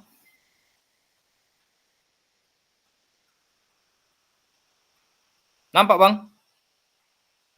Nampak Bang. Nampak. Oke. Di sini adalah tujuan paradigma perubahan diri kelas dalam PJOK. Artinya di situ keterampilan pedagogi guru PJOK yang berpusat kepada peserta didik. Abang-abang dan kakak-kakak sekalian, salah satu tujuan kita di PKG ini, abang dan kakak, adalah paradigma perubahan diri dalam pembelajaran PJOK. Dan kemarin juga ini sudah kita bahas bersama abang dan kakak. Kalau dahulu itu pembelajaran itu adalah berpusat kepada guru, tapi kalau sekarang itu abang dan kakak, pembelajaran itu tidak lagi berpusat kepada guru, melainkan berpusat kepada peserta didik. Kita sebagai guru hanya berperan sebagai fasilitator. Artinya di situ apa? Kita hanya dapat membantu mengarahkan peserta didik ini terkait dengan kemampuan gerak yang akan mereka miliki. Jadi saya yakin dan percaya abang-abang dan kakak-kakak semua, kita yang hadir di ruang virtual kita ini harus dapat merubah diri kita sehingga keterampilan pedagogi guru PJOK yang berpusat kepada peserta didik ini dapat kita terapkan dan kita lakukan di sekolah kita masing-masing, abang-abang dan kakak-kakak sekalian. Baik, sekarang kita masuk ke penjelasan tugas aksi nyata. Abang-abang dan kakak-kakak nanti di dalam pembuatan aksi nyata ini, abang dan kakak, nanti abang-abang dan kakak-kakak sekalian mempelajari hal-hal yang berkaitan dengan pembuatan aksi nyata. Bapak Ibu dapat melakukan dimulai dari perencanaan pelaksanaan hingga refleksi setelah pembelajaran, setelah melakukan praktik pembelajaran, dan diharapkan juga dapat melakukan proses refleksi. Salah satunya adalah menggunakan refleksi keterampilan mengajar PJOK yang berpusat kepada peserta didik. Nanti abang dan kakak, kalau pembuatan aksi nyata ini abang dan kakak-kakak sekalian, saya minta nanti keterlibatan seluruh peserta didik. Keterlibatan seluruh peserta didik. Jangan nanti di video pembelajaran yang abang dan kakak buat itu, peserta didik itu terlalu lama menunggu. Jadi bagaimanalah nanti cara abang dan kakak mengkondisikan kelas abang itu supaya pembelajaran PJOK yang akan abang dan kakak lakukan ini memang benar-benar pembelajaran PJOK yang berpusat kepada peserta didik. Jadi nanti abang dan kakak di dalam pembuatan aksi nyata ini bisa saja nanti abang lakukan di dalam kelas. Dan bisa saja juga nanti dilakukan di lapangan. Dan bisa saja juga nanti digabungkan di dalam kelas dan juga nanti di lapangan abang-abang dan kakak. Jadi tergantung kepada orang abang dan kakak di mana enaknya. Apakah nanti di dalam ruangan kelas atau di lapangan atau kedua-duanya mau abang pakai. Terserah abang dan kakak. Dan saya juga nanti berharap abang dan kakak di dalam pembuatan aksi nyata ini nanti suaranya jelas, gambarnya juga bagus, dan komunikasi interaktifnya hidup abang dan kakak. Jangan nanti pembelajaran abang dan kakak itu di dalam pembuatan aksi nyata ini adalah berporos kepada satu arah. Artinya gurunya yang lebih banyak berbicara. Janganlah abang dan kakak. Saya minta nanti di situ harus ada nanti abang dan kakak interaksi antara guru dengan peserta didik. Karena apa abang dan kakak? Karena di dalam aksi nyata ini nanti video pembelajaran yang akan aksi nyata yang akan abang kakak dan buat tidak hanya saya nanti yang menilai abang dan kakak, tapi nanti video aksi nyata ini akan abang kirim ke YouTube dan diminta respon dari yang menonton video abang atau menonton video aksi nyata yang akan abang buat nantinya. Jadi salah satu kuncinya abang dan kakak, jangan nanti di dalam video aksi nyata itu peserta didik itu terlalu banyak dia menunggu abang dan kakak-kakak sekalian. Nah, di sini nanti abang dan kakak pengantar tugas keterampilan merencanakan, melaksanakan, dan mengevaluasi pembelajaran PJOK yang berpusat pada peserta didik merupakan salah satu kompetensi kunci yang diharapkan muncul pada peserta program PKG PJOK. Keberpusatan pada peserta didik tersebut dapat dilihat dari 3 aspek. Yang pertama, mengembangkan lingkungan belajar yang kondusif. penerapan strategi pembelajaran PJOK yang berpusat pada peserta didik, kemudian merancang dan menerapkan asesmen otentik dalam pembelajaran PJOK. Jadi nanti yang tiga hal ini abang dan kakak harus ada nanti di video aksi nyata yang akan abang kakak buat. Nanti bagaimanalah lingkungan belajar yang kondusif ini maksudnya di situ abang dan kakak. Apakah ketika peserta didik salah satu peserta didik melakukan gerakan, peserta didik yang lain hanya bermain-main? Nah, jadi maunya nanti abang dan kakak kelas abang itu harus bisa dikondusifkan semaksimal mungkin. Jangan nanti kalau bisa jangan sampai ada nanti peserta didik itu ketika temannya mempraktikkan dia jadi bermain-main atau melakukan hal-hal yang lain sehingga pembelajaran itu tidak kondusif atau tidak efisien. Kemudian yang kedua abang dan kakak, abang juga harus menerapkan strategi pembelajaran. Strategi apa yang mau abang pilih terserah. Yang penting strategi pembelajaran yang abang dan kakak lakukan itu adalah strategi pembelajaran PJOK yang memang benar-benar berpusat kepada peserta didik. Nah, setelah itu nanti abang dan kakak juga harus merancang dan menerapkan asesmen otentik dalam pembelajaran PJOK di aksi nyata abang dan kakak. Nah, bagaimanalah nanti abang menerapkan asesmen otentiknya? Tadi sudah saya sampaikan abang dan kakak. Asesmen otentik itu ada dua komponen yang paling utama. Yang pertama itu adalah penetapan tujuan pembelajaran. Dan yang kedua adalah membuat rubrik penilaiannya. Jadi nanti di akhir pembelajaran itu rubrik penilaiannya itu nampak dia abang dan kakak-kakak semuanya. Misalkan apalagi sekarang ini abang-abang dan kakak yang ikut tergabung di dalam PPG piloting, di situ ada nampak abang dan kakak terbantu untuk nanti yang nomor 3 ini, merancang dan menerapkan asesmen otentik ini. Nanti orang abang dan kakak di dalam merancang asesmen otentik ini terkait dengan tujuan pembelajaran tadi. Misalkan seperti ini dia bang.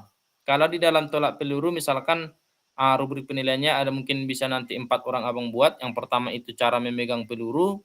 Yang kedua nanti rubriknya cara berputaran badan. Yang ketiga nanti rubriknya bagaimana posisi tangan pada saat menolak peluru. Kemudian yang keempat bagaimana gerak ikutan yang dilakukan oleh peserta didik. Jadi nanti saya yakin dan percaya bagaimanalah nanti abang dan kakak merancang dan menerapkan asesmen otentik ini di dalam pembelajaran PJOK. Nah, kemudian juga nanti abang dan kakak di sini ada 2 yang akan saya nilai. Yang pertama itu adalah keseluruhan aspek tersebut akan diamati dan dinilai oleh fasilitator berdasarkan yang pertama RPP dan modul ajar yang sudah dibuat. Nanti saya mau abang dan kakak RPP atau modul ajar yang abang dan kakak buat itu sesuai dengan rekaman video. Jangan nanti di RPP-nya misalkan lempar lembing, tapi video yang dimunculkan adalah sepak bola. Jangan seperti itu ya abang dan kakak. Tapi RPP dengan video pembelajaran nanti harus sinkron atau sejalan abang-abang dan kakak. Nah, di dalam rekaman video itu harus berisi yang pertama ada nanti kegiatan awal pembelajaran, kemudian ada kegiatan inti, kemudian nanti ada kegiatan penutup. Dan nanti di akhir pembelajaran, nanti abang-abang dan kakak yang lakukan yang namanya refleksi dan testimoni kepada peserta didik. Dan nanti abang dan kakak video pembelajaran yang akan abang kakak buat itu maksimalnya itu adalah 30 menit maksimal tanpa editan. Jadi nanti nggak usah diedit abang dan kakak. Jadi saya ingin melihat pembelajaran yang abang lakukan itu atau aksi nyata yang abang dan kakak lakukan itu adalah sesuai dengan apa adanya tanpa ada editan abang-abang dan kakak-kakak. Nah, dalam menilai aksi nyata nanti itulah tadi yang saya sampaikan abang dan kakak. Fasilitator perlu memastikan kesesuaian antara perencanaan pembelajaran dengan video yang akan diunggah oleh abang dan kakak. Saya harap nanti abang dan kakak sudah memahami ini dan saya juga yakin dan percaya bahwa abang-abang dan kakak-kakak sekalian pasti akan dapat menerapkannya ini dengan baik. Nah, kemudian kita lanjut lagi abang-abang dan kakak-kakak. Tapi terkait dengan ini apa ada yang mau ditanyakan abang dan kakak terkait dengan aksi nyata ini? Silakan bang, langsung tunjuk tangan aja ketika ada yang mau ditanyakan supaya kita bahas bersama abang dan kakak?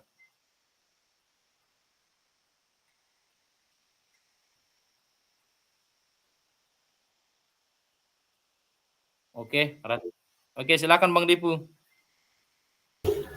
Ya, terima kasih Bang. Sedikit mau bertanya dulu Bang mengenai waktu tadi Bang.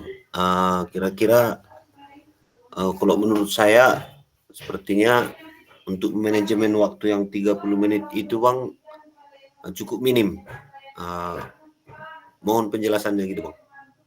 Baik, terkait dengan waktu ini abang dan kakak, memang kalau 30 menit di situ pendahuluannya, di situ kegiatan intinya, di situ kegiatan penutupnya dan juga refleksinya, saya rasa nanti kalaupun lebih-lebih sedikit Bang, bisalah dulu kita buat.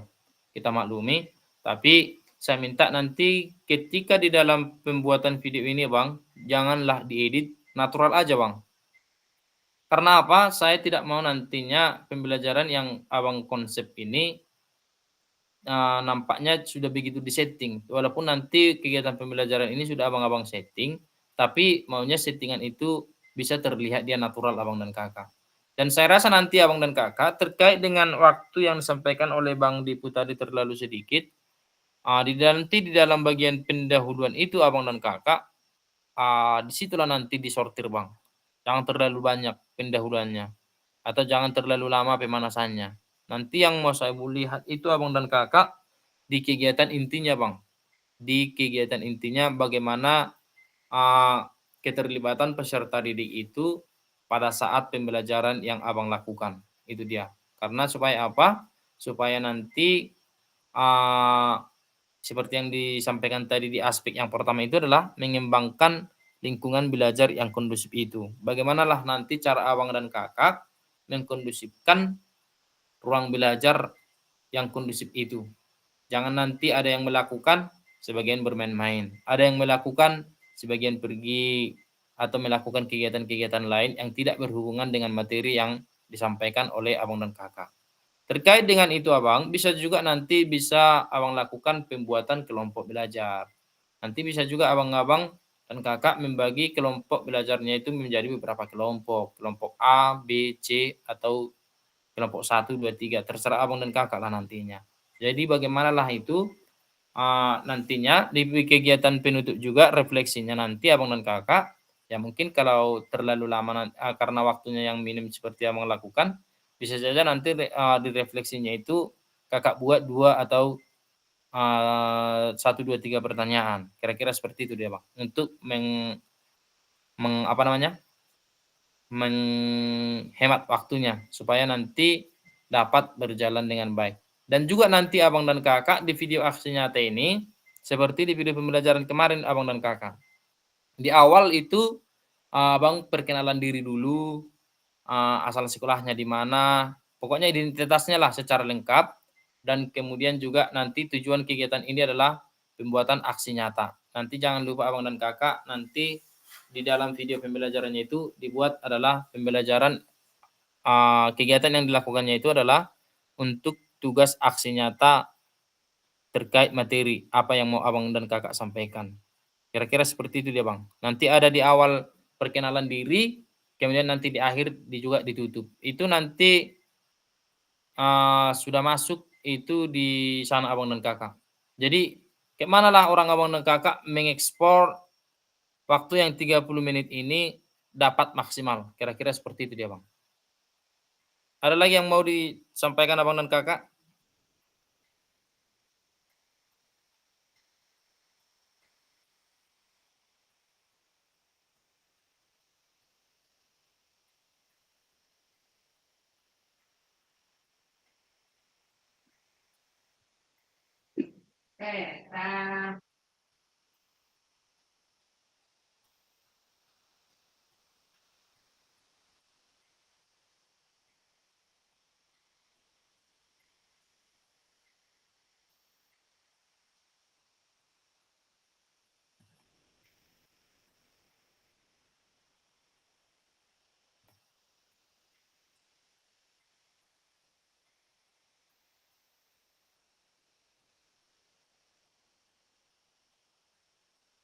Baik, di sini Abang dan Kakak coba nanti kita sama-sama melihat dulu.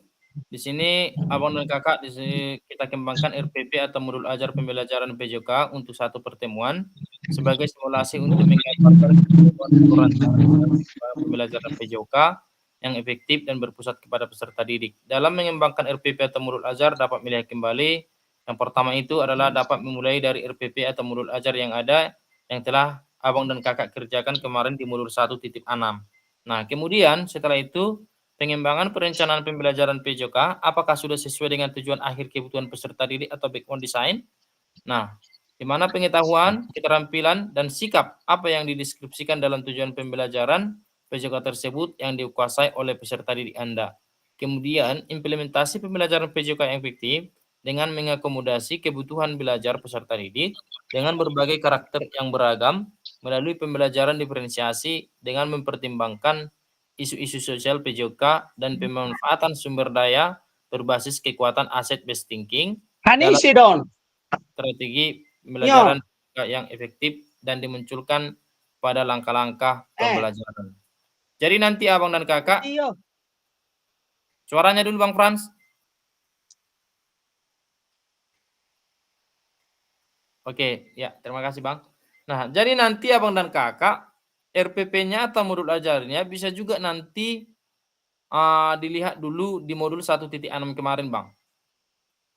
Apakah modul yang Abang dan Kakak kirimkan kemarin itu sudah sesuai dengan pembelajaran yang Abang upload atau yang video pembelajaran yang Abang lakukan. Apabila sudah sesuai, nanti bisa itu dicontoh Abang dan Kakak. Tapi kalau saya bisa bersaran, meminta jangan lagi video pembelajaran yang kemarin itu lagi dibuat Abang dan Kakak.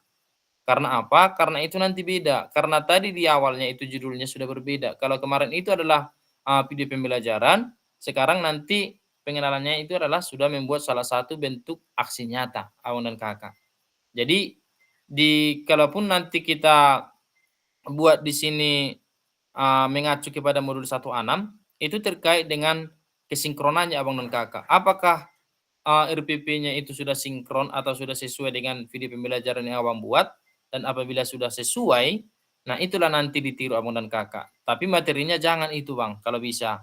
Karena apa? Tadi seperti yang saya sampaikan tadi, karena yang kemarin itu adalah tujuannya untuk pembuatan video pembelajaran, sekarang tujuannya adalah untuk pembuatan aksi nyata Abang dan Kakak. Jangan jadi nanti itu yang kembali dikirimkan lagi di dalam pembuatan aksi nyata ini. Karena apa? Seperti yang saya sampaikan nanti Abang dan Kakak, aksi nyata ini nanti harus dikirimkan dan harus dinilai oleh para pelihat.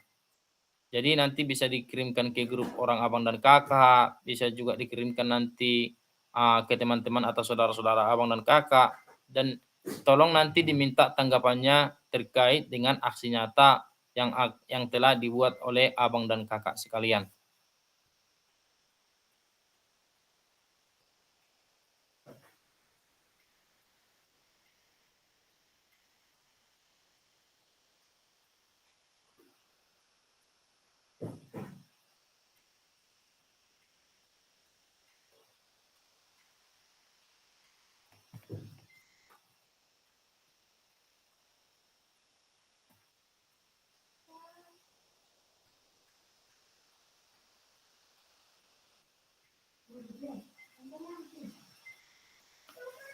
Nampak Bang? Di sini ada aspek penilaian. Yang pertama itu tadi yang pertama itu adalah mengembangkan lingkungan belajar yang kondusif, di mana kriterianya itu adalah menciptakan kenyamanan lingkungan belajar. Kemudian yang kedua, interaksi yang berpusat pada peserta didik, itu di Abang dan Kakak. Kemudian menerapkan strategi. Nanti di dalam menerapkan strategi ini Abang dan Kakak, bagaimanalah pembukaan proses pembelajaran yang Abang lakukan. Kemudian itu melakukan aktivitas pembelajaran yang kontekstual dengan kehidupan nyata atau sehari-hari peserta didik. Menerapkan pengajaran yang efektif, pengembangan konten, umpan balik, waktu belajar akademis. Kemudian yang keempat, pendekatan dan dalam mendampingi peserta didik, penggunaan strategi pembelajaran yang berpusat kepada peserta didik, penerapan pembelajaran berbasis model, dan penutupan proses pembelajaran. Dan nanti di dalam merancang dan menerapkan asesmen otentik dalam pembelajaran PJOK, abang dan kakak harus merancang asesmen otentiknya dan menerapkan asesmen otentiknya nanti abang-abang dan kakak. Jadi inilah aspek penilaiannya. Jadi saya harap juga nanti abang dan kakak, walaupun waktunya 30 menit, atur abang lah waktunya itu bisa semuanya dapat abang dan kakak terkait dengan materi yang akan abang berikan kepada peserta didik. Materinya bebas bang, tidak harus materi yang sekarang ini, tidak. Saya mau nanti diminta materi yang mau abang buat di aksi nyata ini adalah materi yang benar-benar abang pahami. Misalkan dia orang abang dan kakak contohnya dulu itu suka bermain sepak bola, berarti abang lebih paham lah tentang sepak bola, bisa saja itu nanti bang. Terkait dengan materinya itu tidak ada batasan atau tidak ada ketetapan harus ini, harus itu, tidak. Manalah yang menurut orang abang dan kakak materi itu paling abang dan kakak kuasai. Sehingga nantinya ketika dalam proses pembelajaran abang dan kakak sudah lebih enjoy di dalam menjelaskannya kepada peserta didik. Jadi tidak ada patokan ya bang, mau materi apa bebas. Mau di semester pertama, mau di semester kedua, bebas abang dan kakak. Yang penting abang dan kakak itu kuasai materi itu secara maksimal.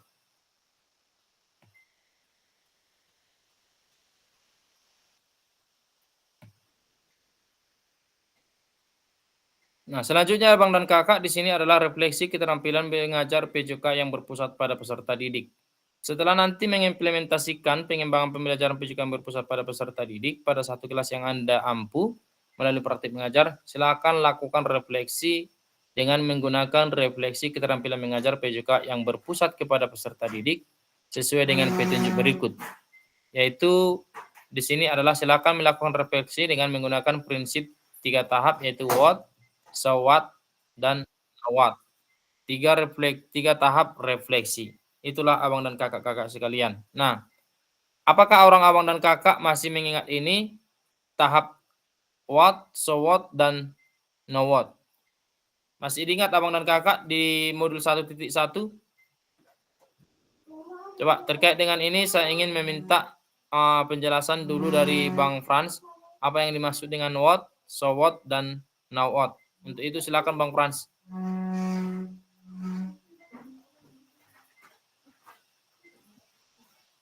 Oh, baik bang, terkait refleksi keterampilan mengajar yang berpusat pada titik ada itu what, so what,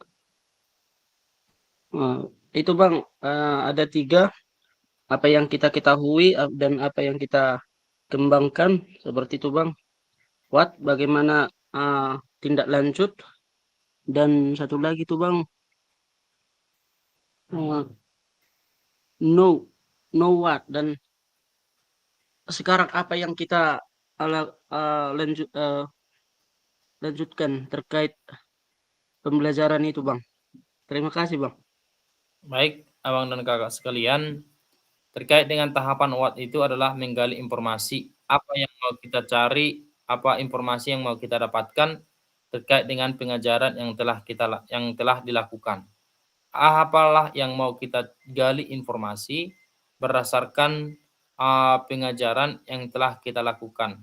Nanti dikaitkan aksi nyata ini abang dan kakak dengan modul 2.1 sampai 2.5.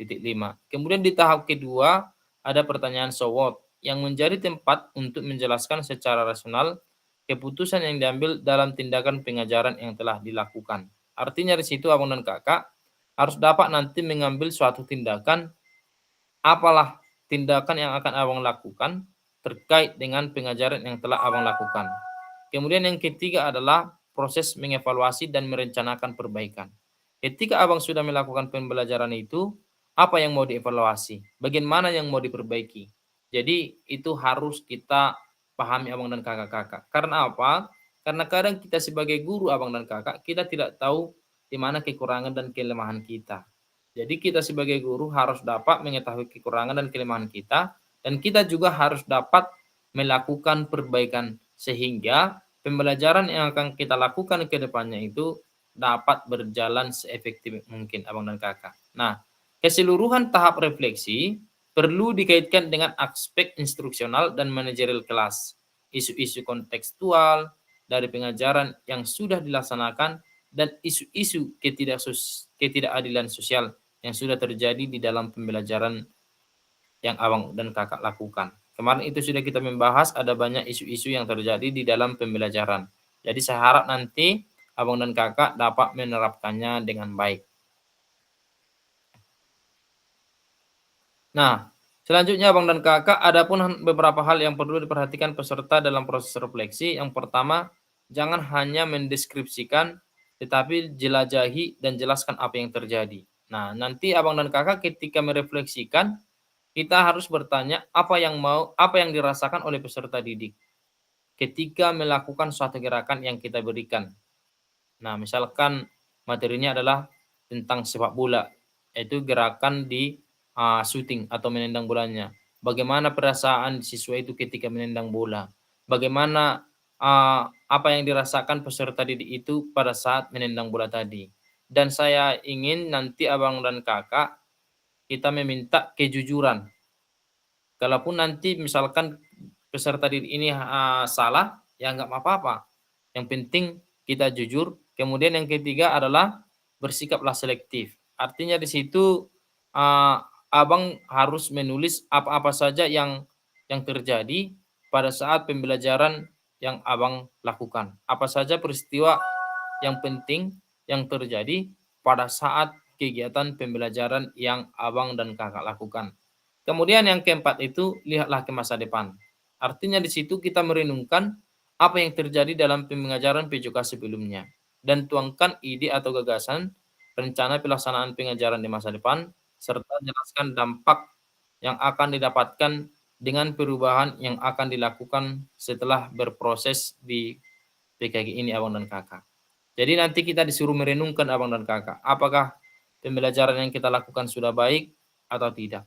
Apabila tidak baik, maka kita harus mampu untuk memperbaikinya sehingga ke depan pembelajaran yang akan kita lakukan itu dapat lebih efisien dan lebih bermakna. Sehingga proses pembelajaran yang berpusat kepada peserta didik ini dapat terlaksana dengan baik abang-abang dan kakak sekalian. Nah, di sini ada rubrik penilaian abang dan kakak. Nah, dia di tahap WAT. Yang pertama itu kriterianya adalah peserta mampu mendeskripsikan tindakan pengajarannya terkait aspek instruksional dan manajerial kelas. Yang kedua, peserta mampu mendeskripsikan situasi atau keadaan proses mengajarnya atau pembelajaran. Nah, peserta mampu mendeskripsikan 3 kriteria dalam refleksinya.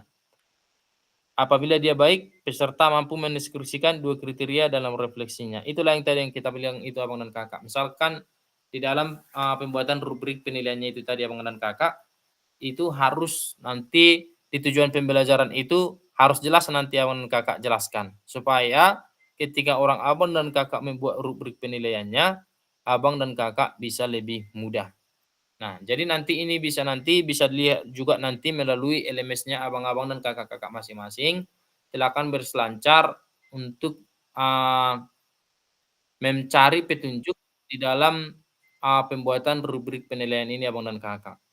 Dan banyaklah membaca LMS-nya karena di LMS itu ada panduan-panduan yang akan abang dan kakak lakukan untuk pembuatan aksi nyata ini abang dan kakak. Sehingga nanti abang dan kakak itu tidak mengalami kendala. Tapi kalau nanti kita ada kendala, bisa nanti kita berbagi abang dan kakak terkait dengan pembuatan aksi nyata yang akan abang dan kakak lakukan. Itu di abang dan kakak. Nah, sampai di sini kita semua paham kan bang? Paham bang. Oke, terima kasih abang dan kakak sekalian. Nah, ini ada lini masa abang dan kakak. Di sini yang pertama itu adalah penyusunan aksi nyata, yaitu adalah penyusunan RPP atau modul ajar. Kemudian yang kedua, penyusunan aksi nyata, yaitu adalah pembuatan video pembelajaran. Yang ketiga adalah mengupload RPP atau modul ajar dan video pembelajaran. Kemudian yang keempatnya itu adalah penilaian karya setelah RPP dan modul ajar atau video pembelajaran diupload. Yang kelima adalah refleksi aksi nyata atau tatap maya setelah 8 hari penyusunan aksi nyata. Jadi nanti tahapannya ini dia abang dan kakak. Disusun abang dan kakak itu yang pertama sekali itu adalah menyusun RPP-nya dulu abang dan kakak. Ataupun dalam bentuk modul ajar. Karena sekarang ini sudah lebih tren itu sudah banyak menggunakan modul ajar, tidak lagi menggunakan RPP. Tapi kalau dalam bentuk RPP mau abang buat, tidak masalah. Dalam bentuk modul ajar juga tidak masalah. Ingat abang dan kakak, terkait dengan materinya, tadi sudah saya sampaikan juga, pilihlah materi yang paling abang dan kakak kuasai. Sehingga nanti pemahaman RPP-nya juga dapat dengan mudah abang pahami, dan proses pembelajarannya juga dapat abang lakukan dengan baik. Nah, kemudian nanti setelah itu masuklah dia penyusunan aksi nyata atau pembuatan video pembelajaran. Ingat abang dan kakak, yang pertama dilakukan tadi adalah memperkenalkan diri secara lengkap, identitas diri abang dan kakak, dan tujuan aksi nyata ini jelas dilakukan abang dan kakak. Kemudian juga nanti kegiatan pendahuluannya dirancang sebaik mungkin, kegiatan intinya juga dapat, dan kegiatan penutupnya juga dapat, dan kegiatan penutupnya nanti ada proses refleksi atau pembaliknya juga dapat. Dan ingat abang dan kakak, usahakan di dalam pembuatan video nanti, usahakan lingkungan belajarnya itu yang kondusif. Dan saya juga mau jangan terlalu lama peserta didik yang lain menunggu untuk melakukan gerakan atau untuk melakukan pembelajaran sesuai dengan instruksi yang disampaikan oleh abang dan kakak pada saat pembelajaran. Nah, kemudian yang ketiga nanti abang dan kakak, setelah nanti sudah selesai, ingat video aksi nyata yang akan abang kakak buat, maunya jangan diedit abang dan kakak. Jangan ada editan, maunya video pembelajaran yang atau aksi nyata yang akan abang buat dalam bentuk fresh, nyata, tanpa ada editan. Kemudian juga setelah itu selesai, uploadlah nanti abang dan kakak RPP-nya atau modul belajarnya, kemudian diupload juga nanti video pembelajaran. Jangan hanya RPP-nya yang diupload atau jangan hanya video pembelajaran yang diupload. Tapi kedua-duanya harus diupload abang dan kakak. RPP-nya diupload dan videonya juga diupload. Karena nanti akan saya lihat dia video pembelajarannya nanti acuannya dari RPP yang atau modul ajar yang abang dan kakak upload nanti. Nah, setelah itu nanti selesai, baru nanti saya masuk ke tahap penilaian abang dan kakak. Nah, di sini kita akan diskusi dan tanya jawab abang dan kakak-kakak sekalian. Nah, kira-kira berdasarkan kegiatan kita hari ini abang dan kakak, saya ingin mendengarkan pertanyaan ataupun masukan ataupun tanggapan dari abang dan kakak sekalian, supaya nanti di kegiatan aksi nyata ini tidak ada kendala atau masalah-masalah berarti yang dihadapi oleh abang dan kakak. Untuk itu langsung ajalah abang dan kakak tanpa saya unjuk, langsunglah klik raise hand-nya. Silakan kita berdiskusi di sini terkait dengan aksi nyata yang mau kita lakukan abang dan kakak sekalian. Oke, silakan Bang Dipu. Izin Bang, Bang Saud nggak bisa masuk katanya Bang. Iya Bang. Karena kita udah mau siap Bang ini. Oh oke, terima kasih Bang. Oke, lanjutlah Bang. Terkait dengan tugas aksi nyata ini, ada yang mau ditanyakan lagi Bang? Oke, silakan Bang Frans. Setelah itu nanti Bang, ya. untuk waktu pengerjaannya Bang, kapan kira-kira Bang terakhir Bang? Coba nanti dilihat Karena di berhubung, oh iya Bang, Ah, karena berhubung dengan waktu juga sepertinya sama dengan kita Bang, sama ya. Bang Fasil untuk menyesuaikan itu Bang kira-kira Bang. Ini juga untuk waktu ujian Bang, sudah ada keluar jadwal kita Bang. Nanti Abang nggak tanggal mungkin langsung kita apa ujian. ujiannya Bang? Saya tanggal 9 Bang, tanggal 9, tanggal 10 kayak gitu. Tanggal 9 lah Bang. Tanggal 9. Tanggal 9. Kira-kira tanggal apa Bang? 16. 9. Oh, kalau gitu untuk ujian yang piloting Bang, silakan dulu dicek SIMPIKAB Abang sudah keluar. karena ujiannya dimulai tanggal 16. Saya juga yakin dan percaya nama abang juga sudah keluar di situ kapan untuk melakukan ujian. Seperti saya tanggal 17 bang ujian. Nggak tahu lah, Bang Dipu kapan bang? Ya, tanggal 16 bang. Tanggal 16 ya. Saya rasa coba nanti cek Bang Frans ya. Karena waktu kita untuk ujian ada sekitar 1 minggu bang. Jadi itulah makanya abang dan kakak sekalian termasuklah seperti kita yang perjuangan piloting ini maunya nanti waktu pengambilan video aksi nyata ini bang sudah bisalah hari Senin bang dibuat aksi nyatanya dan secepatnya lah. Tapi lihatlah dulu nanti bang. Mana tahu nanti saya juga tadi tidak saya cek sampai batas kapan waktunya untuk penguploadannya. Tapi sebisa mungkin abang dan kakak mulai besok abang rancanglah dulu RPP-nya, dirancanglah sedemikian baik supaya nanti di saat pembuatan video aksi nyata itu tidak terkendala abang dan kakak. Itu dia. Karena saya rasa Bang Frans kita ujian kalau nggak salah nanti dimulai tanggal 16. Karena rata-rata teman-teman kita bang 16, 17, 18 itulah ujiannya yang dari Taput. Tapi nggak tahu lah nanti di LPTK abang ya. Kapan ujiannya abang. Nah oke selanjutnya silakan Bang Gembira.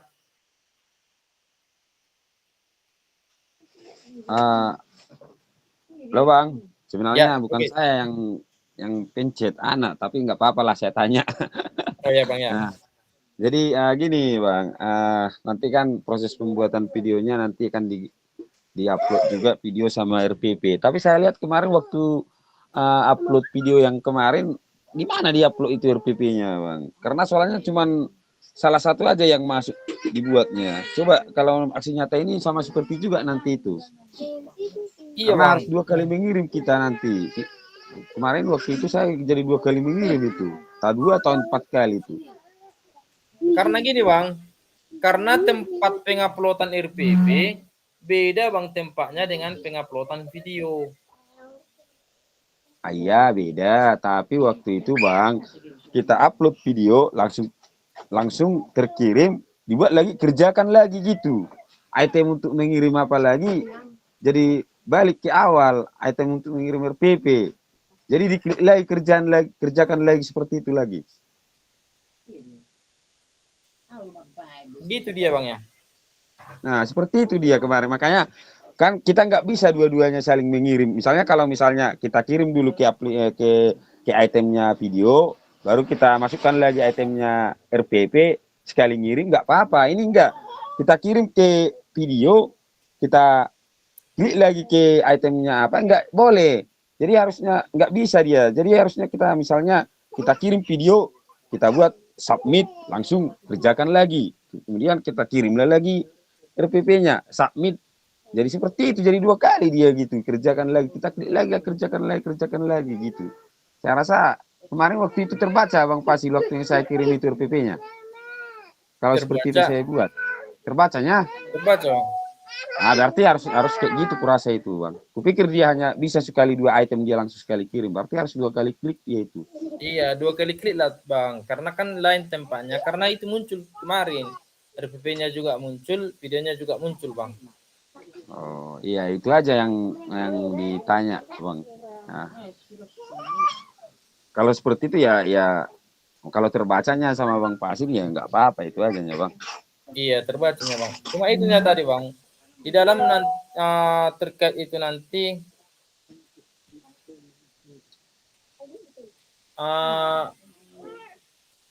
kondusifan lingkungan belajar itulah nanti bang. Harus kondusif dia. Jangan nanti sampai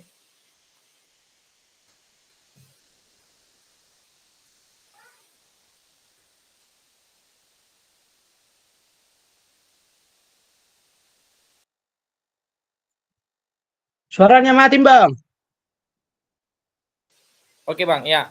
Nanti bang, di dalam pembuatan aksi nyata itu, pokoknya suasana itu bang hidup lah dia. Jangan sampai nanti kita sebagai guru hanya lalap menjelaskan dan menjelaskan. Tapi saya mau nantinya abang dan kakak sekalian kita di dalam pembelajaran itu interaksinya hidup abang dan kakak. Kondusifnya dapat, apalagi yang utama tujuan pembelajarannya juga harus dapat. Karena nanti tujuan pembelajaran itu abang dan kakak itu terkait nanti dengan rubrik penilaian yang akan abang dan kakak lakukan. Itu dia abang dan terserah abang dan kakak. Nanti jangan, nggak usahlah pala jadi gimana dibilangnya.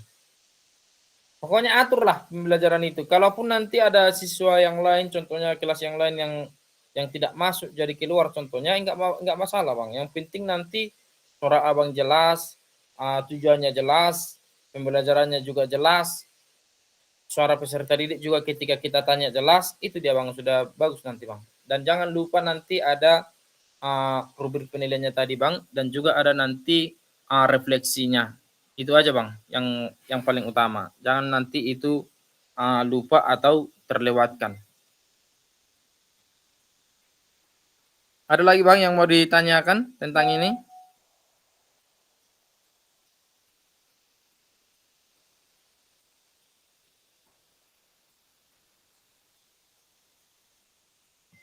Pas bang. Pas ya bang.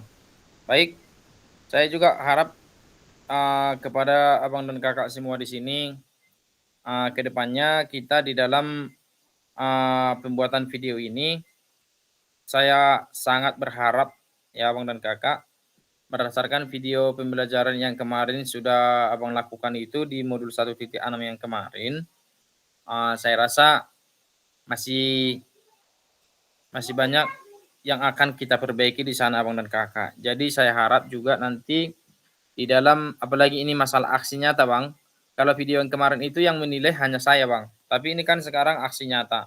Artinya di situ, di aksi nyata ini nanti banyak nanti teman-teman kita yang menilai, banyak nanti teman-teman kita yang melihat. Jangan sampai nanti video pembelajaran atau video aksi nyata yang kita buat itu merasa disepelekan orang. Jadi saya yakin dan percaya nanti abang dan kakak kita yang ada di sini dapat membuat aksi nyata ini semaksimal dan sebaik mungkin, sehingga abang juga tidak merasa minder nanti ketika nanti meminta penilaian dari teman-teman abang-abang dan kakak-kakak sekalian, terutama misalkan teman satu sekolah abang. Karena apa abang dan kakak? Jangan nanti kita sebagai guru PJOK dianggap sebagai guru yang kurang profesional. Saya mau kita sebagai guru PJOK harus dianggap sebagai guru yang profesional, yang memang sesuai dengan biasanya guru PJOK itu adalah orang garda terdepan di sekolah kita masing-masing. Dan juga di dalam pembelajaran kita sebagai guru PJOK juga harus mampu menjadi contoh untuk guru-guru yang lain. Itu harapan saya abang dan kakak. Dan ingat, di dalam pembuatan aksi nyata abang dan kakak, sesuaikan modul ajar dengan video pembelajaran yang akan abang kakak upload di YouTube-nya masing-masing. Jangan nanti seperti yang saya bilang itu RPP-nya lempar lembing, video pembelajarannya tolak peluru. Jadi harus sinkron abang dan kakak. RPP-nya tolak peluru, video pembelajarannya juga tolak peluru. RPP-nya lempar lembing, videonya juga harus lempar lembing. Itu dia abang dan kakak. Jadi saya yakin dan percaya abang dan kakak-kakak dapat membuat video aksi nyata ini semaksimal mungkin, sebaik mungkin. Dan harapan saya jangan ditunda-tunda abang dan kakak. Kalau bisa malam ini RPP-nya disiapkan, kalau bisa besok tayangkan, kalau bisa. Tapi kalau memang tidak bisa, secepatnya lah abang dan kakak lakukan supaya nanti tidak terkendala akan tugas-tugas dan tanggung jawab kita sebagai guru di sekolah kita masing-masing abang dan kakak. Terkait juga dengan teman-teman kita yang mau ikuti kegiatan yang lain. Itu dia. Nah, pada akhir sesi hari kita ini abang dan kakak semua, saya harap abang dan kakak dapat menerapkan merefleksi koneksi antar materi tadi dan memahami penugasan aksi nyata ini secara baik dan secara efisien. Oke, sebagai penutup untuk kita di pertemuan kita malam hari ini abang dan kakak, jika ada jarum yang patah jangan hendak langsung dicari. Jika ada kata yang salah mohon bisa dimaklumi. Pergi ke Jakarta naik taksi, hendak beli bakso dan roti. Bersama guru PJK yang hebat ini, selalu hati dan terinspirasi. Itulah materi kita di malam hari ini abang dan kakak-kakak sekalian. Apabila nanti ada kekurangan dan yang mau ingin ditanyakan, silakan nanti ditanyakan di grup kita masing-masing terkait dengan pengerjaan aksi nyata yang akan abang dan kakak lakukan. Sebagai pengakhir kegiatan kita juga hari ini, karena tadi di awal sudah kita mulai dengan doa, maka di akhir pembelajaran juga kita akhiri dengan doa. Untuk itu saya minta kesediaan dari Bang Frans untuk membawa kita di dalam doa untuk menutup kegiatan pembelajaran kita di malam hari ini. Untuk itu silahkan Bang Frans. Baik, terima kasih. Untuk menutup kegiatan kita, kita berdua menurut agama dan keyakinan kita masing-masing. Berdua saya bawa dalam agama Kristen. Terima kasih Tuhan, karena Engkau masih membimbing kami hingga saat ini, dan kami telah selesai melakukan aktivitas pembelajaran kami. Kiranya apa yang kami pelajari hari ini bermakna bagi kami guru PJK. Lindungilah kami, jauhkan kami dari segala mara bahaya. Amin. Baik, terima kasih abang dan kakak-kakak sekalian. Untuk mengakhiri kegiatan kita di malam hari ini, karena kegiatan pembelajaran kita sudah selesai, untuk itu marilah kita untuk sebentar ya Bang.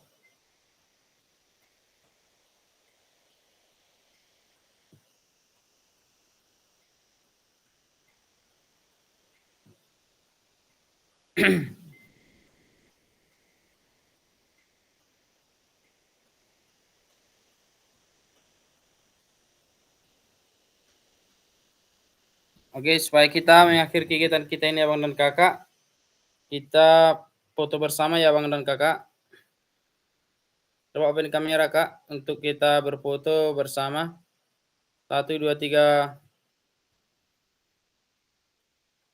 Oke, gaya baru bang. 2, 3, go. Oke, dengan demikian maka berakhir pula lah kegiatan kita di tatap muka kita pada malam hari ini. Selamat mengerjakan tugasnya abang dan kakak sekalian, dan saya minta secepatnya supaya mengerjakan tugas kita masing-masing.